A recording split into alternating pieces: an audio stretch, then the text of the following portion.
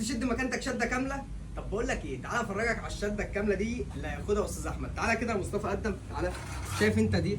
ده الديل اللي ورا الشغل اللي فيه، طبعا الكتلتين بتوع المقبض ودول مضيئين زي ما انت ما شايف كده، القرمه بتاعت الموتور، علبه الجنزير، وزي ما انت شايف هو واخدها متفنشه. الراجل عايز يروح يركب على طول عشان هنطلع لكم عظمه بالمكنه دي. تعالى كده، ده المخضع المضيء اللي تحت زي ما انت ما شايف، وطبعا ده الليد الابلكيشن اللي بيركب في سلك السرعه، طقم الفليشرات السهم، وده بينقل المكنه معاك في حته ثانيه خالص. تعالى كده النيكل بتاع المساعد، طبعا هو حد ياخد كل حاجه عشان ان شاء الله المكنه لما تتقفل هننزلها لكم تبقى حوار تاني. تعالى كده قدم كده يا مصطفى، النيكل بتاع الكلاكس، نيكل المقص الكبير، حليه الاسطوانه اللي قدام المعدن زي ما انت شايف، الحليتين بتوع المساعد، وطبعا ده الحزام الكبير والفينش بتاعه كمان. قدم كده عليها مصطفى، قدم كده هات التفاصيل اللي في دي، اليافطه اللي قدام بالحامل بتاعها بتاعت الرفرف.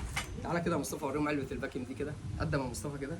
بقول لك ايه يا احمد، هي الشده دي كده ان شاء الله هتروح فين؟ اسيوط ان شاء الله هنعمل قلق هناك، ان شاء الله. هتقفل المكنه كلها، الناس هتستنى منك الفيديو. تعالى كده قدم كده الدواسه بتاعتك، الاريا للشداد، الدواسه الاثنين. تعالى كده يا مصطفى